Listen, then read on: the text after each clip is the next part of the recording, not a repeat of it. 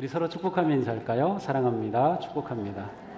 사랑합니다. 축복합니다. 사랑합니다. 축복합니다. 네, 반갑습니다.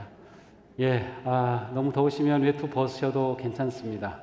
우리 찬양대, 가운 벗으세요. 너무 덥죠? 근데 시원하게 한다고 하더니 계속 가운 입으셔요. 그렇게 우리 시원 찬양대 거룩한 줄 몰랐어요. 네, 감사합니다. 더우시면은, 그냥 부채질 하셔요. 괜찮아요. 조금 더 시원하면 좋겠지만, 그래도 1시간 정도니까 넉넉히 이길 수 있어요. 혹시 너무 더우시면 일부 예배에 나오셔도 좋습니다. 7시 45분에 시작인데요. 일부 예배 오시면 아주 시원하게, 쾌적하게 예배를 드릴 수 있어요. 한번 다음 주에 해보시고, 2부 예배는 3부보다 조금 더 시원합니다. 그래도 3부 예배 나오실 거죠? 표정이 그러신 것 같아요. 그래요. 오늘은 우리가 아주 잘 아는 그러한 말씀인데, 예수님이 5,000명을 먹이셨다. 사실 이 5,000명은 남자만 5,000명, 장정 5,000명이니까 어린아이도 있을 거고 또 여자들도 있을 거고 아마 계산하면 한 2만 명 정도 되지 않을까. 그 사람들을 먹이신 놀라운 기적의 사건입니다. 마태, 마가, 누가, 요한복음, 이 성경에 4개 복음서가 있는데 이 요한복음에 똑같이 나오는 그러한 이야기입니다. 그것은 예수님의 기적 사건은 굉장히 의미 있고 중요하다고 하는 것을 말합니다. 특별히 이것은 많은 대중들을 향해서 행하신 그러한 기적이기 때문에 그 효과가 굉장히 컸어요. 영어로는 임팩트라고 하는데 그 미치는 영향력이 굉장히 컸어요. 수많은 사람들이, 2만 명이라는 사람들이 이 기적을 동시 경험했거든요. 그러니까 굉장히 영향력이 크고, 그래서 이때로부터 사람들이 예수님에 대해서 정말 놀랍다, 메시아가 아닌가? 우리를 구원할 자가 아닌가? 그래서 예수님을 따르는 그러한 운동이 막 일어나게 돼요. 그래서 이 사건은 굉장히 중요한 기적의 사건으로 기록되어 있습니다. 자, 오늘 본문은 좀 특별한 그러한 구절로 시작이 되는데요. 30절은 이렇게 시작이 되죠. 사도들이 예수께 모여 자기들이 행한 것과 가르친 것을 낱낱이 고하니. 자, 예수님의 제자들이 예수님께 와서 그들이 행한 것을 낱낱이 보고하고 있어요. 뭐를 보고하는 것일까요? 쭉 앞으로 넘어가서 12절, 13절에 보니까 예수님께서 제자들을 보내셨어요. 둘씩 제자들을 파송하셨는데 그들이 나가서 예수님의 보내심을 받아 말씀을 선포했어요. 회개하라. 또 귀신을 쫓아내고 병자들을 고쳤어요. 특별히 이 마가복음에서는 기름을 발라 고쳤다, 그런 표현을 사용하고 있는데, 자, 예수님께서 너희들 나가서 복음을 선포하고 치유하고 구원의 역사를 행하라. 그래서 둘씩 나가서 이 놀라운 일을 행하고 예수님께 와서 보고하고 있는 것입니다. 그래서 그들에게 일어난 이 놀라운 일을 보고하고 있는데 그 중간에 한 이야기가 끼어들어 있어요. 14절부터 29절까지는 세례 요한의 죽음에 관한 이야기입니다. 이 세례 요한은 예수님이 오실 것을 준비하러 온 그러한 예언자였어요. 이 세례 요한보다 큰 사람이 없다고 예수님 말씀하실 정도로 이 세례 요한은 정말 예수님의 이 땅에 오심을 예비하고 또 예수님께 세례를 베풀었던 그러한 놀라운 예언자였어요. 그런데 이 세례 요한이 분봉왕 헤롯에 의해서 참수를 당합니다. 이 끔찍한 사건이 바로 오늘 이 말씀 앞에 있어요. 자, 예수님의 지금 내적인 그리고 육체적인 컨디션은 어떨까요? 아마 심리적으로는 세례 요한이 이처럼 참수를 당한 상황이기 때문에 굉장히 슬프시고 굉장히 힘드셨을 것 같아요. 예수님이 좀 어딘가 가서 좀 쉬고 싶다. 굉장히 큰, 우리말로 하면은 엄청난 스트레스가 밀려온 것이죠. 뿐만 아니라 31절에 보니까 오고 가는 사람이 하도 많아가지고 음식 먹을 겨를도 없었어요. 예수님이 사람들이 너무 많이 찾아오니까 식사도 제대로 못 하시면서 사람들을 고쳐주시고 사람들을 만나주셔요. 그러니 육체적으로도 아주 지치신 거죠. 이런 상황에서 예수님의 제자들이 나가서 사역을 하고 돌아와서 보고를 합니다. 자, 예수님은 이때 무슨 생각을 하셨을까요? 아, 내가 쉼이 필요하구나. 그죠? 쉼이 필요하구나. 그래서 제자들과 함께 쉬려고 하십니다. 31절, 너희는 따로 한적한 곳에 가서 잠깐 쉬어라. 너희는 쉬어라고 하시지만 사실 예수님이 함께 가시는 거죠. 예수님도 쉼이 필요하셨어요. 그리고 그때를 아셨기 때문에 쉬기를 원하셨어요. 쉰다고 하는 것은 육체적으로 일을 멈춘다는 의미가 있고, 또한 영적으로는 하나님 앞에서 내 자신이 하나님과 1대1로 독대한다는 그런 의미가 있어요. 왜냐하면 예수님은 늘 하나님으로부터 말씀을 듣고 하나님이 하라 하시는 대로 했어요. 하나님이 주시는 은혜와 능력을 힘입어서 했어요. 그러니까 예수님은 하나님으로부터 새 힘을 얻으셨기 때문에 이렇게 육체적으로 지치고 심적으로 큰 부담 있는 상황에서 쉬기를 원하셨죠. 자, 그래서 예수님과 제자들은 배를 타고 32절 따로 한적한 곳으로 갑니다. 자, 그런데 무슨 일이 일어납니까? 33절, 그들이 가는 것을 보고, 거기 있던 사람들이 예수님과 제자들이 가는 것을 보고 많은 사람이 그들인 줄 안지라. 아, 예수님하고 제자들 아니야? 그래서 그들이 있는 고을로부터 도보로 달려가서 예수님보다 먼저 도착해 있었어요. 예수님은 갈릴리 호수를 가로질러서 벳세다라고 하는 곳으로 가시는데, 이 많은 사람들이 이 예수님의 배가 가는 것을 보고 해안가를 달려가지고 예수님이 도착하시는 곳에 먼저 이르렀어요. 그러니 이게 어떻게 된 거예요? 예수님과 제자들은 좀 우리 쉬자. 그리고 배 타고 갔는데 웬걸 거기에 더 많은 사람들이 모여서 큰 무리가 아예 예수님을 기다리고 있어요. 그 순간 예수님의 표정이 어떠셨을까요? 아이고, 저것들 또 왔구나. 그러셨을까요? 아니에요. 오늘 말씀을 보니까 아주 예수님의 마음이 그대로 잘 드러나고 있어요. 34절이죠. 예수께서 나오사 큰 무리를 보시고 그 목자 없는 양 같음으로 인하여 불쌍히 여기사 여러 가지로 가르치시더라. 예수님은 이 사람들이 이렇게 모여서 예수님의 만지심, 예수님의 말씀을 들으려고 하는 그 간절한 열망을 아시고 그들이 목자 없는 양 같음을 불쌍히 여기셨어요. 목자 없는 양, 그 양은 처량한 양이에요. 이 양은 스스로가 무엇인가를 할 수 있는 능력이 극히 제한되어 있어요. 시력이 아주 약하기 때문에 멀리 있는 것을 보지 못해요. 멀리를 봐야 이게 풀이 많고 뭐가 있는지 알고 계속 가면서 먹을 텐데 그냥 앞에밖에 몰라요. 양은 공격 무기도 없어요. 맹수들이 달려면 그냥 당할 수밖에 없어요. 그러한 상태에 놓여 있는 사람들이에요. 목자가 필요한 사람들. 예수님은 그들을 보실 때 불쌍히 여기셨어요. 불쌍히 여기셨어요. 그래서 그들을 보내지 않으시고 오히려 그들에게 말씀을 가르치시고 또 다른 복음서 마태복음, 요한복음 등에 보면 그들을 고쳐주셔요. 가르치시고 말씀으로 먹이시고 그들의 몸을 고쳐주셔요. 다 고쳐주셨다고 기록되어 있어요. 이것이 예수님의 마음이었어요. 자, 이러한 모습을 보면서 내가 여기에서 제자라고 생각했다면 그 예수님을 보면서 깜짝 놀랐을 거예요. 이 예수님 좀 이런 때 저 사람들 좀 보내고 쉬려고 왔는데 우리 한적한 곳으로 가시지. 왜 사람들한테 또 말씀하시고 또 치유하시느라고 저렇게 힘드실까? 그러나 만약 내가 이 많은 사람들 가운데 한 사람이라고 생각한다면 그 예수님이 너무 고마웠을 것 같아요. 그렇게 달려왔는데 예수님이 배에서 내리시더니 말씀해 주셔요. 고쳐주셔요. 그 주님이 목자로 느껴졌겠죠. 우리가 제자의 자리에서 예수님을 보던 아니면 거기에 모인 군중의 자리에서 예수님을 보던 예수님은 놀라운 마음을 가지신 분이셨어요. 불쌍히 여기는 마음을 가지신 주님. 우리의 삶은 궁극적으로 예수님을 따라가는 삶이고 예수님을 닮아가는 삶이에요.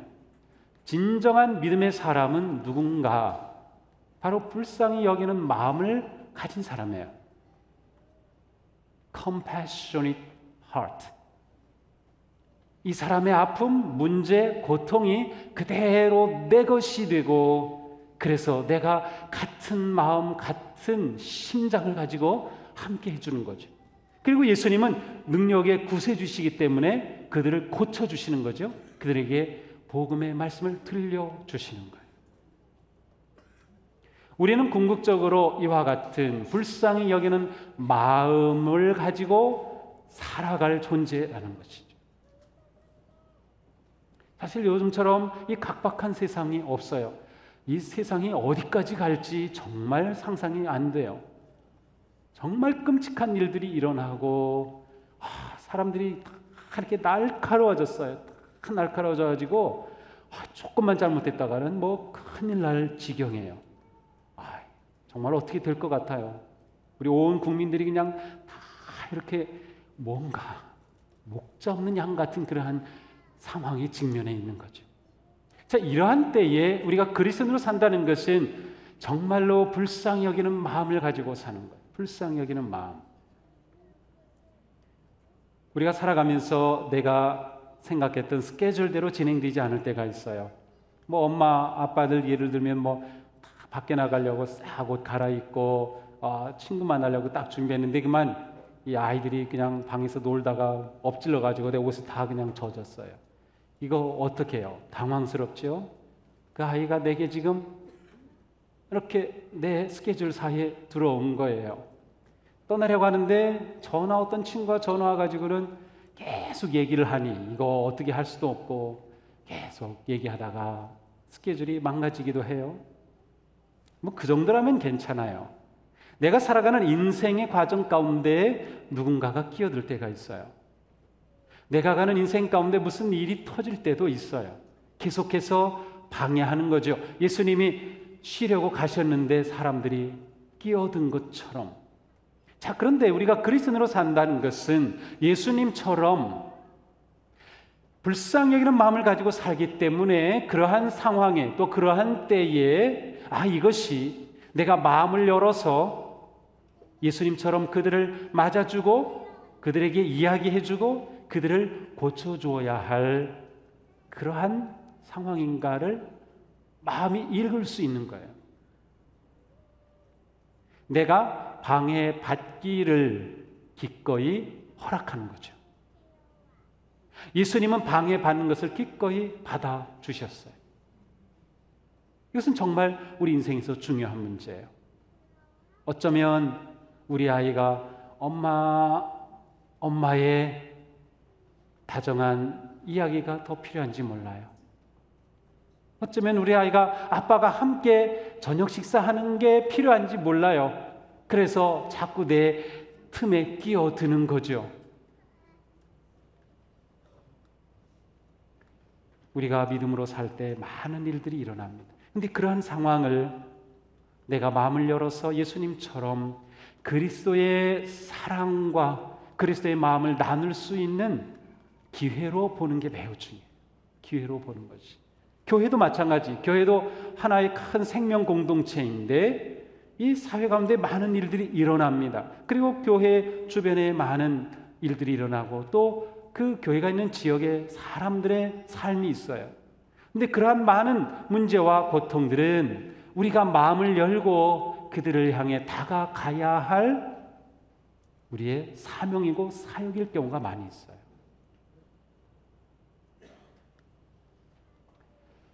시간 관리를 잘 하는 방법 가운데 하나는 정말 중요한 그것을 먼저 잡아놓고 그리고 그것을 따라가는 거예요. 그런데 이렇게 끼어드는 일들이 있으면 아주 불편하거든요. 그래서 미리 계획을 잡으라 그래요. 계획이 딱 잡혀 있으면 누군가가 전화해도 미안해요. 내가 이러한 계획이 있어서 다음에 라고 그렇게 말할 수가 있어요. 내가 계획한 것을 지켜갈 수 있는 거죠. 저도 매주일 저녁 예배까지 끝나고 나면 오늘 예배를 전체를 돌아보고 또 지난 한 주간 보고 그리고 다음 한 주간을 계획을 합니다. 그런데 제가 스케줄 잡은 대로 그대로 진행되는 주간은 단 한 주간도 없어요. 무슨 일인가 생겨요.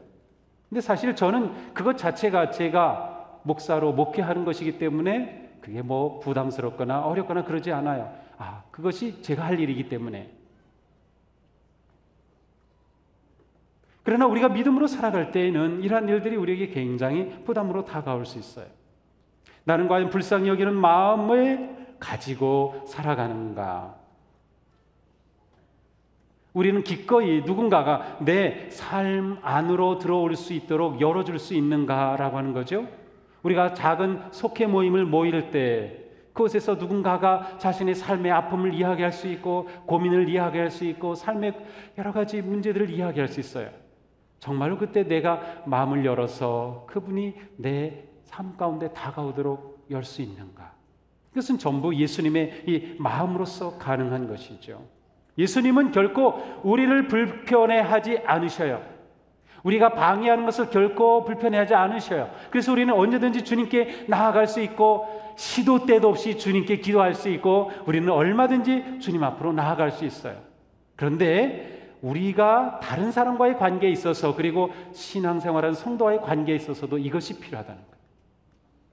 특별히 내 도움이 필요한 사람들, 내가 마음을 열어서 불쌍히 여겨야 할 사람들, 꼭 그 사람들이 우리보다 뭐 더 어렵고 뭐 그러한 사람들은 아니에요. 어쩌면 내가 볼 때는 저 사람 내가 왜 그래야지 할 정도로 나보다 모든 게 다 괜찮은 사람일 수도 있어요. 우리에게 일어나는 이러한 일들은 언제나 하나님의 마음, 하나님의 사랑을 나눌 그러한 섬김의 기회가 된다는 거죠. 저는 지난주 그리고 지지난주에 우리 성경학교 수련회 하면서 많은 교사들이 헌신하는 모습, 또 우리 지역장님들, 또 우리 여선교에서 이렇게 섬기는 모습들을 보면서 이 오늘 본문을 준비하는 그 예수님과 같은 그러한 마음을 제가 느꼈어요. 이분들 정말 그러한 마음이다.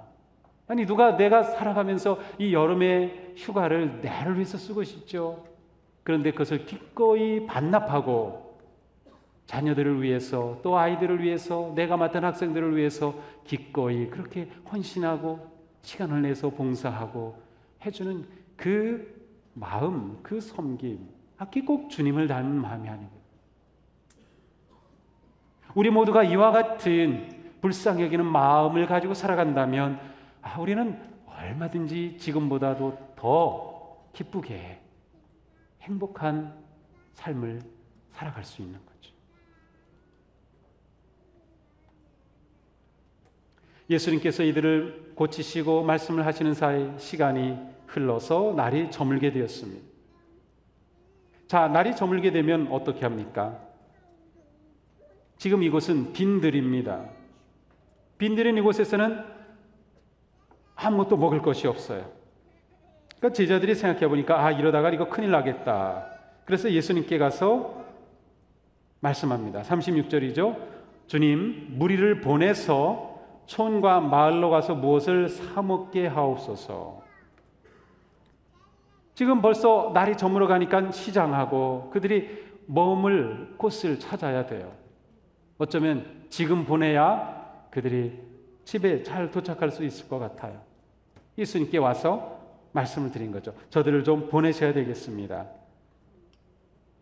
그들이 마을로 두루 다니면서 거기서 무엇을 사 먹게 해야 될 것 같습니다. 근데 예수님의 대답이 뜻밖의 대답입니다. 37절.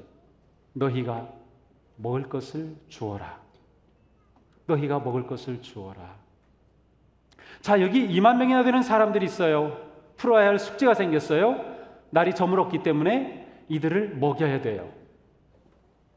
제자들은 이들을 먹일 방법이 없다고 생각을 하죠.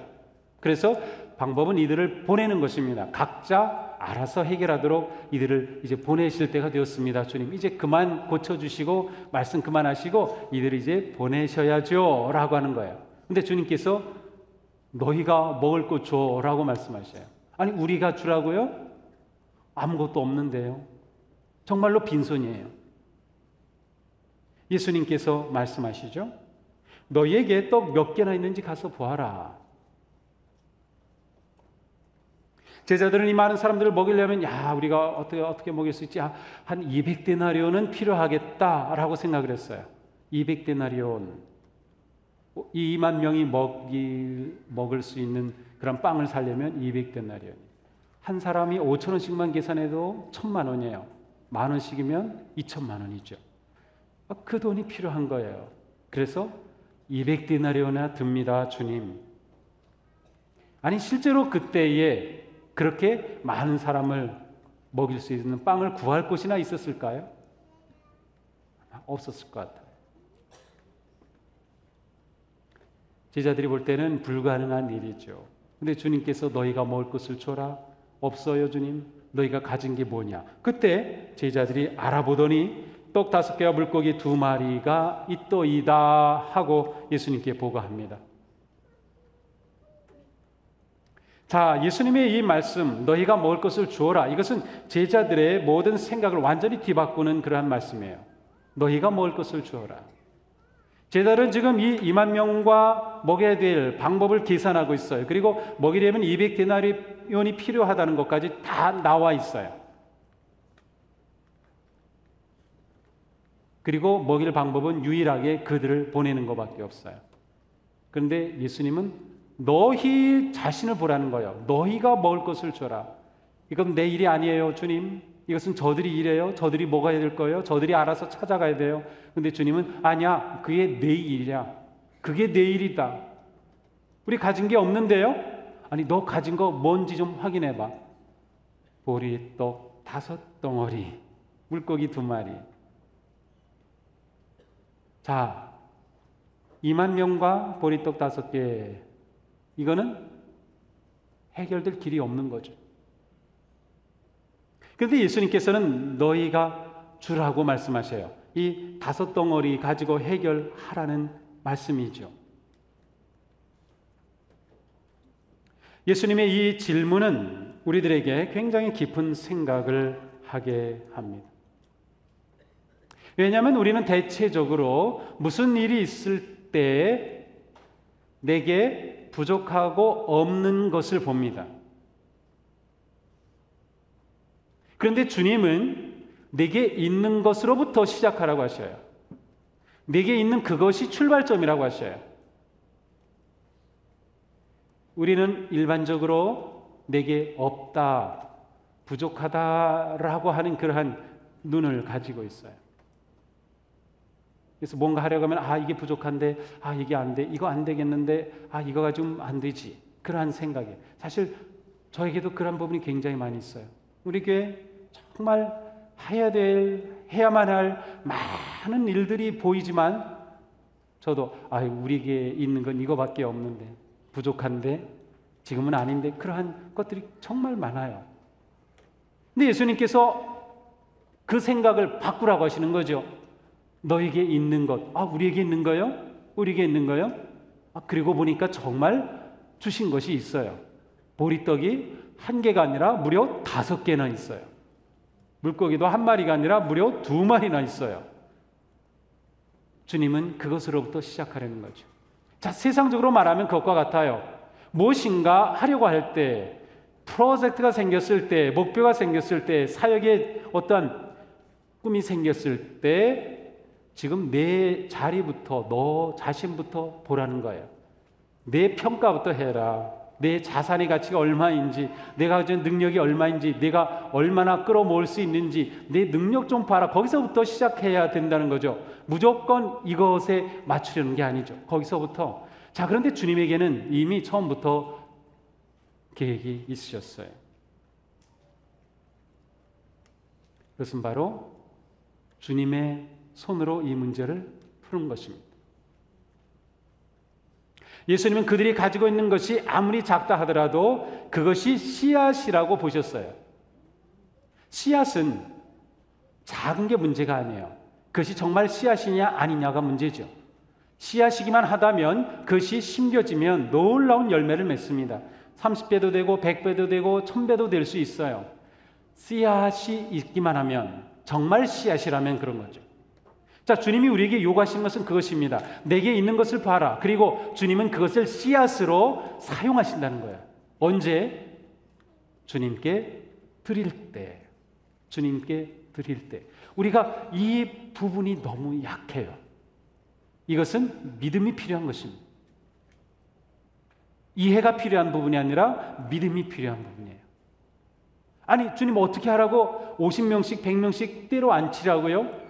도대체 주님 무슨 계획이 있는 거지? 그러나 주님의 말씀에 제자들은 어리둥절하지만 그대로 따릅니다. 앉히죠. 그리고 주님께서 그거 이리 가져와. 주님의 손에 들려집니다. 주님의 들려진 그 손이 하나님께 축사하시고, 축사는 뭐 대단한 것 같지만 감사 기도하신 거예요. 주님께 감사하시고 그리고 나눠줍니다. 떡을 떼어주죠. 근데 이상하게도 성경에서는 어떠한 방식으로 5덩어리의 보리떡이 2만 명이나 되는 사람이 먹고도 12광주리가 남게 되었는지 그 변화의 장면을 기록해 놓고 있지 않아요. 저는 너무 궁금한데 없어요. 그거 좀 보고 싶은데 없어요. 글쎄요, 왜 없을까요? 그것까지 기록해 주셨으면 좋았을 텐데 분명히 제자들은 알았을 것 같아요. 어쩌면 제자들도 몰랐는지도 모르죠. 왜냐하면 예수님이 떡을 들고 계세요. 베드로 이리 와. 베드로가 주니까 받아가지고 갔어요. 또 요한 이리 와. 안드레 이리 와. 받아갔어요. 다른 제자들도 뒤에서 이렇게 있다고. 근데 예수님이 주시는데 계속 있네요. 떡이. 또 계속 있네요. 어떻게 되는지 자기들도 설명할 수 없어요. 사실 예수님의 이 기적은 이해와 설명이 필요 없어요. 믿음만 필요한 거예요. 우리의 약점은 이해가 되면 믿으려고 하는 게 약점이에요. 그런데 믿으면 이해가 돼요. 이해가 되는 방식이라고 하면 그것은 기적일 필요가 없는 거죠. 그것은 주님이 행하실 일이 아닌 거죠. 그래서 여러 가지 해석을 하죠. 많은 사람들이 다 도시락을 가지고 왔었는데 부끄러워가지고, 왜 부끄러워요? 마태복음에 보니까 어린아이 하나가 자기 도시락을 딱 안드레에게 줘요. 드리니까 그거 보고 부끄러워가지고 자기들도 슬금슬금 다 꺼내가지고 도시락을 열었다. 그래서 모든 사람이 나눠 먹으니까 아주 풍성하게 먹고 남았다. 그거 더 이상한데요, 저는? 보리빵이 그대로 늘어났어요. 보리빵이 2만 명을 먹이고 남았어요. 그게 저는 너무 놀랍고 신기하고 그게 더 믿어져요. 왜? 주님은 이 세상에 생명의 빵으로 오셨어요. 많은 사람들을 구원하시게 오셨고 그리고 많은 사람들을 치유하셔요. 생명의 빵으로 오신 주님께서 육신의 빵을 넉넉히 먹이시는 것을 지금 보여주시는 거예요. 그 놀라운 기적을 경험하게 되는 거죠. 그리고 그 주님을 바라보게 되는 거죠. 그리고 주님을 신뢰하게 되는 거죠. 보리떡 5개로 2만 명을 먹인 이 놀라운 기적은 주님이 잡으시면, 주님의 손에 들여지면 언제든지 일어날 수 있는 기적인 거죠. 믿음으로 사는 삶은, 예수님을 따르는 삶은 그것입니다. 주님께서 나에게 주신 그 작은 것을 보는 눈, 그리고 그것을 주님께는 생명의 씨앗이 될 수 있다고 하는 믿음의 눈, 그리고 그것을 주님께 드릴 수 있는 믿음의 헌신입니다. 주님께 드려지면 주님은 그것으로 무엇이든 하셔요. 그런데 중요한 것은 주님께 드리는 게 중요한 것이에요. 내가 여러 가지 고통과 아픔 가운데 있을 때 내 자신의 모습 그대로를 내게 있는 것이 이거라고 하면 내가 그냥 할 수 있는 거는 걸어서 예배당에 올 수 있는 것 그거 하나밖에 없다면 그거 가지고 그것으로부터 시작해요. 그래서 그런 분들은 새벽에 나와 새벽제단을 쌓으며 주님 이것이 제가 가진 것입니다. 그리고 주님 손에 내 삶을 드리죠. 내가 드린다고 할 때 그것은 꼭 빵은 아닐 수도 있어요. 재물은 아닐 수도 있어요. 내 인생에 주님이 주신 것이라면 무엇이든 드릴 수 있어요. 근데 정말로 주님께 믿음으로 드리느냐가 문제이죠. 자, 그러면 우리 인생에서 중요한 게 무엇인지 분명하죠. 내게 얼마나 많이 있느냐 적게 있느냐는 중요한 일이 아니에요. 많든 적든 내게 있는 것, 그것을 믿음의 눈으로 보고 그것을 주님의 손에 맡기고 그리고 주님께서 그것을 가지고 일하시도록 드리고 헌신하는 게 더 중요한 거죠. 그래서 저는 우리 모두가 이 놀라운 주님을 경험하며 살게 되기를 원합니다. 글쎄요, 어떻게 될까요? 이 말씀을 곰곰이 한번 생각해 보세요. 너희가 먹을 것을 주어라.